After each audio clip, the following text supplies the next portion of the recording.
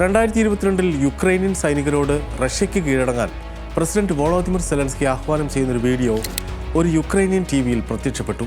തൊട്ടു പിന്നാലെ ആ ദൃശ്യം സമൂഹമാധ്യമങ്ങളിൽ വ്യാപകമായി പ്രചരിച്ചു. ഹാക്ക് ചെയ്യപ്പെട്ട ടെലിവിഷൻ നെറ്റ്വർക്കിൽ പ്രത്യക്ഷപ്പെട്ടത് സെലൻസ്കിയുടെ deep fake ദൃശ്യമായിരുന്നു.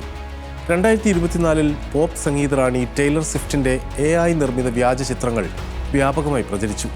2023 Balenciaga puffer jacket ധരിച്ച പോപ്പ് ഫ്രാൻസിസിൻ്റെ AI നിർമ്മിത ചിത്രം വൈറലായത്.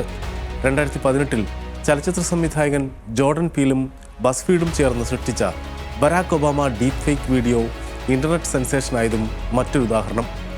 ഡൊണാൾഡ് ട്രംപിനെ തെറിവിളിക്കുന്ന വീഡിയോയിൽ ഒബാമയുടെ ശബ്ദവും മുഖചലനങ്ങളും അസാമാന്യമായി AI അനുകരിച്ചു.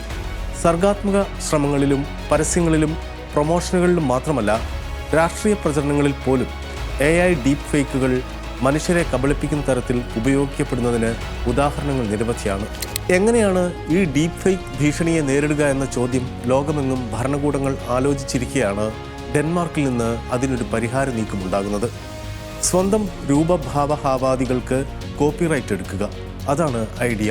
നിങ്ങളുടെ മുഖം, ശബ്ദം, സാദൃശ്യം ഇതൊക്കെ ഉപയോഗിക്കണമെങ്കിൽ അനുമതി വേണ്ടി വരുന്നൊരു ലോകം. അതിലേക്കാണ് ഡെൻമാർക്ക് എന്ന യൂറോപ്യൻ രാജ്യം പുതിയൊരു നിയമനിർമ്മാണം നടത്തുന്നത്.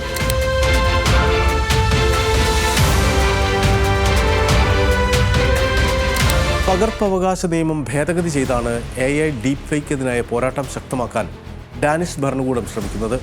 തങ്ങളുടെ പൗരർക്ക് തങ്ങളുടെ ശരീരത്തിന്മേലും മുഖാകാരത്തിലും ശബ്ദത്തിലുമൊക്കെ ബൗദ്ധിക സ്വത്തവകാശം നൽകുന്ന തരത്തിലാണ് നിയമനിർമ്മാണം.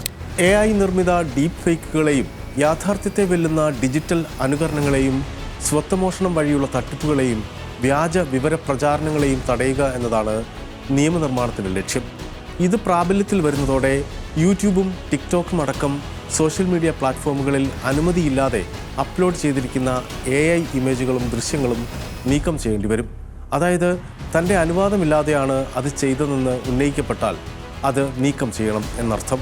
90% ഡാനിഷ് MP-മാരും നിയമനിർമ്മാണത്തിന് അനുകൂലമാണ്. എല്ലാ നടപടികളും പൂർത്തിയായാൽ 2025 അവസാന പാദത്തോടെ നിയമം പ്രാബല്യത്തിലാകും.